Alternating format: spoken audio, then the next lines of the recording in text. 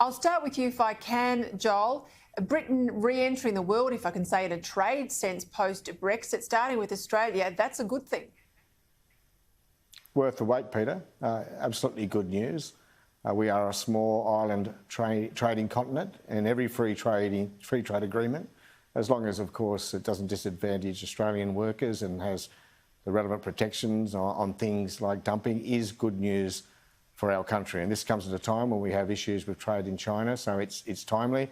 I haven't seen all the detail, but it's a high-value market. That's an important point, particularly in red meat, and it can only be a good thing. And before I forget, Peter, congratulations on your Queen's birthday gone. Oh, you're a good man. That's very kind of you, Joel. Thank you for that. Alex Antic, you come from a state that's a state known for its agriculture. What do you think about the deal? Well, I think it's great news, Peter. And, you know, I think, as Joel said, any free trade agreement is, as long as it ticks off on those boxes. We'll have a look at the detail in due course. But on the surface, it seems like almost everything old is new again when it comes to trade. We've sort of come full circle back to the old UK focus, which is a good thing. And I think it does highlight that while the Chinese Communist Party are out there trying to pull the rug in one sense, we've got friends in other parts of the world. I think this is great news.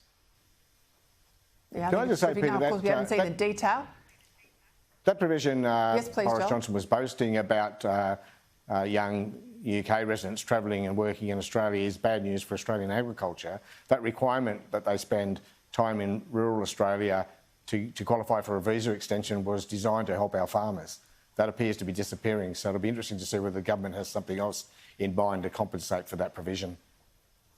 Yeah, that's a good point. I think the argument, though, that we're making was if they're going to have an FTA, there needs to be reciprocity, and young Australians working in the UK aren't required to do the same regional stint for a visa extension. So I think that's probably the argument, that there's sort of parallel rules. But again, we haven't seen the detail. This is only sort of the high-level read we're getting out of that meeting from Downing Street. So we'll have a look at it, come back to it, I'm sure, in coming days.